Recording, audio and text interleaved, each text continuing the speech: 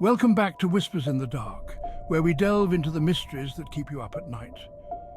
Today, we unravel the terrifying true story of the Villisca axe murders, a case that has haunted a small town for over a century. Villisca, Iowa, a quiet town established in the mid-1800s, was a thriving community by the early 20th century. Known for its bustling railroad and close-knit community, Villisca was the epitome of small-town America. But on the morning of June 10, 1912, this peaceful town was shattered by a gruesome discovery. The Moore family and two young guests were found brutally murdered in their home, an event that would forever change Villisca's history.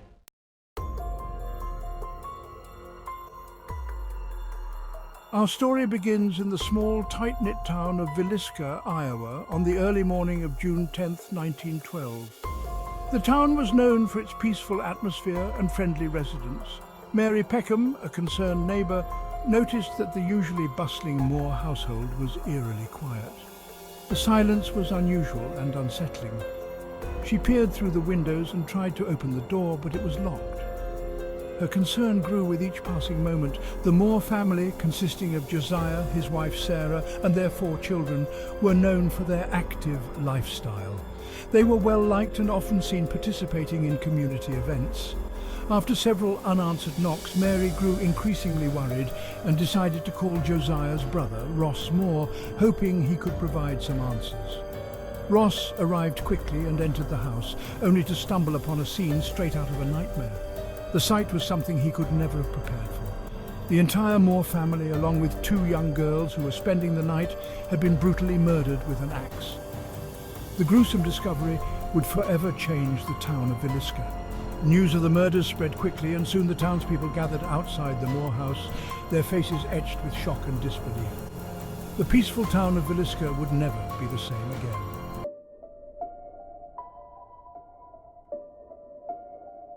The local authorities, unprepared for such a gruesome crime, began their investigation with a sense of urgency and dread. The small town had never seen anything like this before, and the pressure was on to find the perpetrator.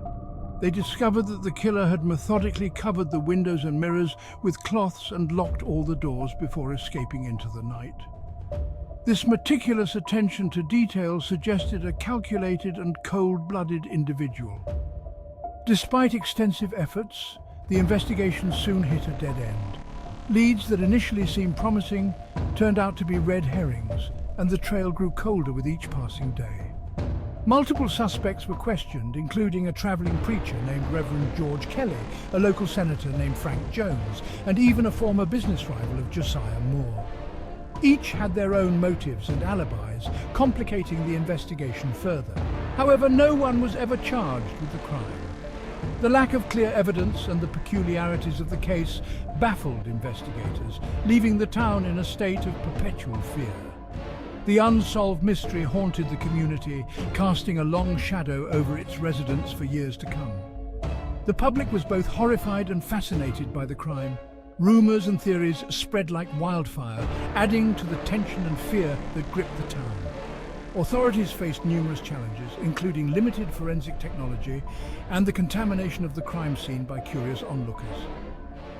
The lack of modern investigative tools made it difficult to gather conclusive evidence. The investigators, though diligent, were often overwhelmed by the complexity of the case.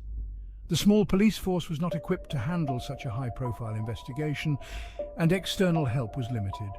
The community's reaction was a mix of fear, suspicion, and a desperate need for answers. Public meetings were held, and townsfolk often gathered to discuss the latest developments, hoping for a breakthrough that never came.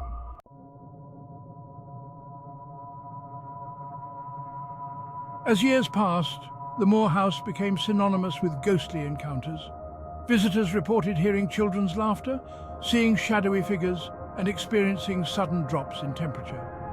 Some visitors even claimed to feel a cold touch on their skin, as if a ghostly hand had brushed against them. Paranormal investigators flocked to Villisca, hoping to communicate with the spirits of the slain family. During seances, investigators used Ouija boards and other tools to try and make contact with the other side. One particularly chilling account came from a team who claimed to have captured the voice of a child whispering, "The man is here," on their recording devices. Others reported seeing ghostly figures in the windows, adding to the eerie atmosphere of the house.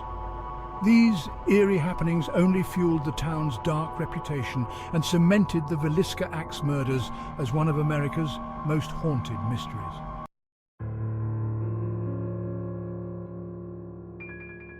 Over time, numerous theories have emerged about the identity of the killer. Some believe it was a transient worker passing through the town, while others think it was someone with a personal vendetta against Josiah Moore. There are even those who speculate that it could have been a local resident, someone who knew the family well and harbored a deep-seated grudge. One of the most compelling theories suggests that the murders were part of a series of similar killings across the Midwest. Dubbed the Axeman of the Midwest, this unidentified serial killer is thought to be responsible for multiple axe murders during the early 1900s. The pattern of these crimes, with their brutal and methodical nature, has led many to believe that they were the work of a single, highly disturbed individual. Another theory points to Frank F. Jones, a prominent Villisca resident and state senator who had a business rivalry with Josiah Moore. Some believe Jones hired a hitman, William Blackie Mansfield, to carry out the murders. Mansfield was later acquitted, but suspicions lingered. Then there's the theory involving Reverend George Kelly, a traveling preacher who confessed to the murders but was later acquitted due to lack of evidence. Kelly was known for his peculiar behavior and had a history of mental illness, making him a plausible suspect in the eyes of some investigators. Despite these theories, the case remains unsolved, leaving the true identity of the Villisca axe murderer a chilling mystery. The lack of concrete evidence and the passage of time have only deepened the enigma, making it one of the most haunting unsolved cases in American history.